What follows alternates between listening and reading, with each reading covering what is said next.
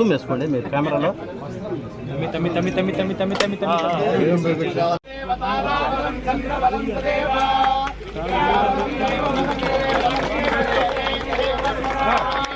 Mobile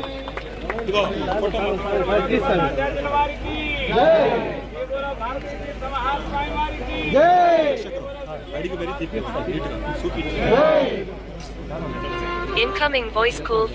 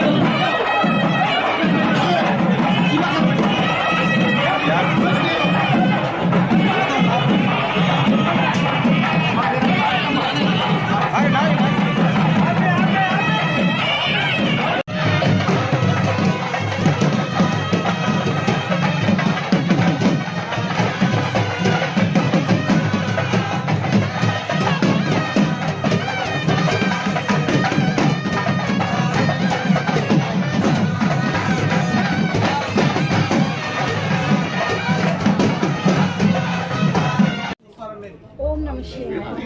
ఓం నమ శివాయ. జై జై శంకర. జై జై శంకర. జై జై శంకర మా గోవింద చెప్పండి.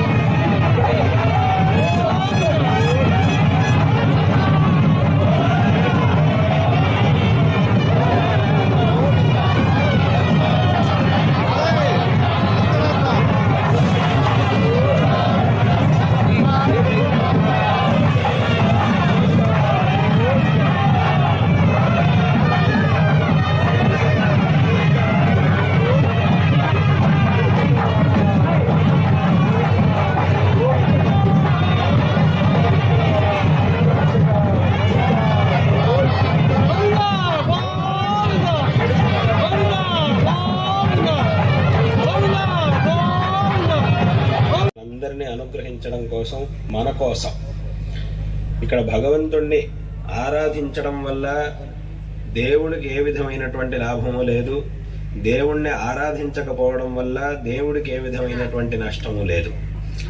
మనం చేసేటటువంటి ఆరాధనాదుల వల్ల భగవంతుడికి ఏ విధమైనటువంటి లాభ నష్టాలు ఉండవు, కానీ మనకున్నాయి. కాబట్టి మనం ఎప్పుడు కూడా లాభాన్వితులుగా ఉండాలి అనంటే భగవద్ ఆరాధన చెయ్యాలి. అలాగే మన జీవితంలో నష్టపోకుండా ఉండాలి అనంటే దానికి విశేషంగా భగవంతుడి యొక్క ఆరాధనని తప్పకుండా చెయ్యాలి. ఈ భగవద్ ఆరాధన అనేది మనిషి జీవితంలో అత్యంత ఆవశ్యకమైనటువంటిది. తద్వారా భగవద్ అనుగ్రహాన్ని మనం పొంది ఈ జీవితాన్ని సార్థకపరుచుకోగలుగుతాం. కొంతమంది మా దగ్గరకు వచ్చి అడుగుతూ ఉంటారు, స్వామి దేవుడు మాకు అనుగ్రహం చేస్తాడా అని అడుగుతూ ఉంటారు. నేను ఎందుకయ్యా నీకు ఈ ప్రశ్న ఎందుకు వచ్చింది అసలు అంటే, మేము చాలా సామాన్యులం, మేము చాలా మామూలు వాళ్ళం, మా దగ్గర పెద్దగా ఏమీ లేదు, దేవుడికి సమర్పించడానికి మా దగ్గర పెద్దగా ఏమీ లేదు, కాబట్టి మాకు కూడా దేవుడు అనుగ్రహిస్తాడా అని అడుగుతూ ఉంటారు కొంతమంది. అప్పుడు నేను వాళ్ళకి చెప్పే విషయం ఒకటే, దేవుడికి సమర్పించడానికి ఇంక ఏమీ నీ దగ్గర లేదు అని అంటే బాధపడక్కర్లేదు. ఒకటి వస్తువు అయితే నీ దగ్గర ఉండనే ఉంటుంది. ఏమిటి అని అంటే అదే నీ మనస్సు. మన మనస్సుని దేవుడికి సమర్పించినా చాలు, భగవంతుడు తద్వారా సంతుష్టుడై మనకు అనుగ్రహిస్తాడు. ఏమిటి మనస్సుని దేవుడికి సమర్పించడం అంటే ఏమిటి? అదేమిటి మన చేతికి దొరుకుతుందా? ఎలా మనస్సుని సమర్పించగలం అని అంటే, ఇక్కడ మనస్సుని దేవుడికి సమర్పించడం అనే మాటకు అర్థం ఏమిటి అని అంటే, ప్రతిరోజు ఎన్ని పనులున్నా కూడా, ఎన్ని వ్యవహారాలున్నా కూడా కాసేపు పరిపూర్ణంగా మన మనస్సులో, అది ఎంతసేపు అనేది ముఖ్యం కాదు, ఎంత భక్తిగా మనం చేస్తాము అనేటటువంటిది చాలా ముఖ్యం. ఒక 5 నిమిషాలైనా 10 నిమిషాలైనా 15 నిమిషాలు చేసినా పర్వాలేదు, గంటలు గంటలు చేయాల్సిన అవసరం లేదు. కేవలం ఒక 5 నిమిషాల పాటు అథవా ఒక 10 నిమిషాల పాటు దేవుడి సన్నిధిలో కూర్చొని మనస్సున మొత్తం పరిపూర్ణంగా దేవుణ్ణే నింపుకొని భగవద్ధ్యానం చేసి ఆ తర్వాత మన పనులకు మనం వెళితే చాలు. ఇంత చేసినా కూడా ఆ భగవంతుడికి మన మనస్సును మనం సమర్పించినట్టు అవుతుంది. తద్వారా భగవద్ అనుగ్రహాన్ని మనం చేసి ఈ దక్షిణాంనాయ శృంగేరి శారదా పీఠాన్ని శంకరాచార్యులు వారు స్థాపించారు. ఈ పీఠాన్ని స్థాపించి ఈ పీఠంలో ఒక జగద్గురు పరంపరను ఏర్పరిచి ఈ పరంపరలో వచ్చేటటువంటి జగద్గురువులు ఏమేం చెయ్యాలి, ఏ విధంగా ధర్మ ప్రచారం చెయ్యాలి అనేటటువంటి విషయాలన్నిటినీ కూడా శంకరాచార్యులు వారు ఉపదేశించి ఈ ఏర్పాటును చేశారు. ఇటువంటి ఈ పీఠ పరంపరలో ఉన్నటువంటి యతులందరూ కూడా, జగద్గురువులందరూ కూడా ఆయా సందర్భాల్లో ఈ రకంగా యాత్రలను చేయడం అనేటటువంటిది పరంపరగా వచ్చింది. కాబట్టి అదే రకంగా ఈ సందర్భంలో మేము ఈ ఆంధ్రదేశ యాత్రను సంకల్పించాము. అదే సందర్భంలో విశేషంగా మా ప్రీతిపాత్రులైనటువంటి వారు ఆనం రామనారాయణ రెడ్డి గారు ఈ ఆంధ్రప్రదేశ్ దేవాదాయ శాఖ మంత్రిగా ఉండి ఆయన విశేషంగా ఈ సందర్భంలో మేము ఇక్కడికి రావాలి, ఈ దేవస్థానానికి ఏ దేవస్థానం దర్శించాలి, ఇక్కడ ఈ శిలాన్యాసం శంకుస్థాపన కార్యక్రమాన్ని చెయ్యాలి అని ఆయన విశేషంగా ప్రార్థించి ఉన్నారు. తద్వారా ఆయన యొక్క ఆ విషయపూర్ణమైనటువంటి ఆయన యొక్క ప్రార్థన మాకు అత్యంత సంతోషాన్ని కలిగించింది. అదే రకంగా ఆయన ప్రార్థించారు. అదే రకంగా ఇక్కడ శాసనసభ్యులైనటువంటి వెంకటకృష్ణారెడ్డి గారు, ప్రభాకర్ రెడ్డి గారు, ఇక్కడ ఎంపీ గారు అందరి యొక్క సమష్టి ప్రార్థన, అందరూ కూడా విశేషంగా ప్రార్థన చేసి ఈ సందర్భంలో ఇక్కడికి రావాలి అని అన్నారు. తద్వారా మీ అందరి యొక్క ప్రార్థన మాకు అత్యంత సంతోషాన్ని కలిగించింది. తద్వారా ఇవాటి రోజున ఇక్కడికి వచ్చాం. ఇక్కడ దేవస్థానంలో శంకుస్థాపనని చేశాం. భగవత్ సన్నిధిలో ఈ కార్యములన్నీ కూడా ఏ విధమైనటువంటి ఆటంకములు లేకుండా అత్యంత శీఘ్రంగా అత్యంత ఉత్తమమైనటువంటి రీతిలో ఈ కార్యక్రమాలన్నీ కూడా జరగాలి అని భగవత్ సన్నిధిలో ప్రార్థించాం. ఖచ్చితంగా ఆ భగవంతుడి యొక్క అనుగ్రహంతో ఈ కార్యాలన్నీ కూడా అత్యంత శీఘ్రంగా అత్యంత త్వరితంగా పూర్తయి ఈ ముందు భవిష్యత్తులో పునః ఈ ఒక క్షేత్రం అత్యంత వైభవాన్ని పొందుతుంది అనేటటువంటి విషయంలో ఏమాత్రం సందేహం లేదు. ఈ కార్యాలన్నీ కూడా నిర్విఘ్నంగా జరుగుగా కానీ ఈ సందర్భంలో నారాయణ స్మరణపూర్వకంగా ఆశీర్వాదాలను తెలియజేస్తూ ఉన్నాం.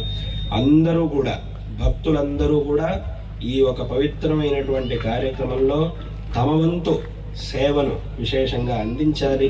ఇటువంటి ఈ కార్యక్రమంలో అందరూ కూడా పాల్గొనాలి. ఎందుకంటే ఇది మన క్షేత్రం. ఇందాక ఆరంభంలో చెప్పినట్టుగా ఆ భగవంతుడు మనల్ని అనుగ్రహించడానికి ఇటువంటి క్షేత్రాల్లో విరాజమానుడై ఉన్నాడు. కాబట్టి అందరికీ కూడా, నేను అన్ని చోట్ల చెప్తూ ఉంటాను, అందరికీ కూడా ఒక ఆత్మాభిమానం, ఒక స్వాభిమానం అనేది ఉండాలి. విశేషంగా ఇది మన క్షేత్రం, ఇది మన ధర్మం, మనల్ని అనుగ్రహించేటటువంటి భగవంతుడు. కాబట్టి దీనికి మన ద్వారా ఏం సాధ్యమవుతుందో తప్పకుండా ఆ సేవను మనం భగవంతుడికి చెయ్యాలి అనేటటువంటి సంకల్పం ప్రతి ఒక్క మనిషికి ఉండాలి, ప్రతి భక్తుడికి ఉండాలి. కాబట్టి విశేషంగా అందరూ కూడా ఈ ఒక పవిత్రమైనటువంటి కార్యక్రమంలో పాల్గొని భగవంతుడి యొక్క అనుగ్రహానికి పాత్రుడు కావాలి అనేటటువంటి విషయాన్ని కూడా ఈ సందర్భంలో తెలియజేస్తూ అందరికీ కూడా ఈ సందర్భంలో నారాయణ స్మరణ పూర్వకంగా ఆశీర్వాదాలను తెలియజేస్తూ ఉన్నాం. ఆ పనులన్నీ కూడా తొందరగా జరిగి ఈ ప్రాంతం ఆ భగవద్ అనుగ్రహంతో ఎప్పుడూ కూడా చక్కగా సుభిక్షంగా ఉంటూ ఇక్కడ ఉండేటటువంటి ఆస్తికులందరూ కూడా సదాకాలం క్షేమంగా ఉండాలి అని మా యొక్క ఆశీర్వాదాలను తెలియజేస్తూ ఉన్నాం.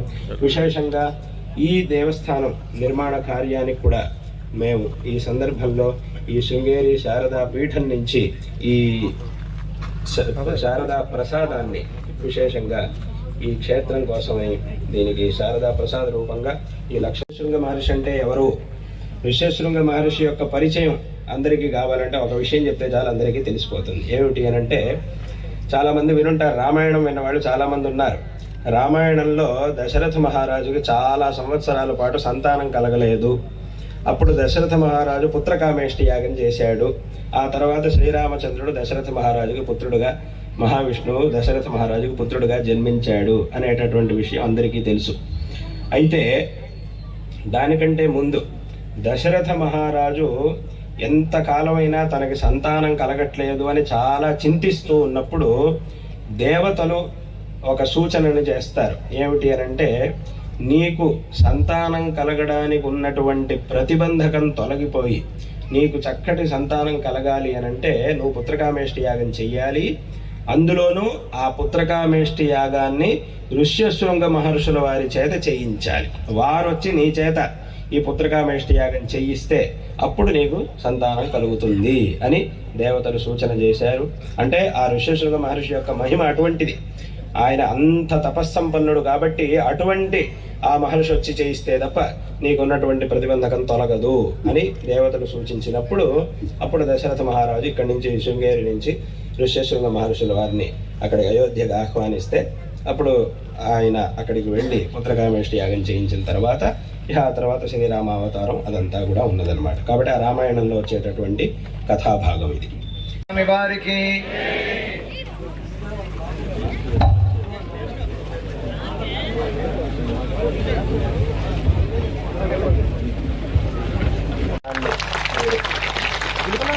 మీ దగ్గర ఈ ధనాన్ని ఉంచుకొని అమ్మవారి యొక్క సంపత్తు తప్పకుండా అది అక్షయనిధిగా మీ దగ్గర ఉండి ఈ పనులన్నిటినీ కూడా చక్కగా చేయిస్తుంది అని కూడా చెబుతూ మరొక మారు అందరికీ కూడా ఆశీర్వాదాలను తెలియజేస్తూ ఈ భాషణాన్ని ఇక్కడికి ముగిస్తూ ఉన్నాం.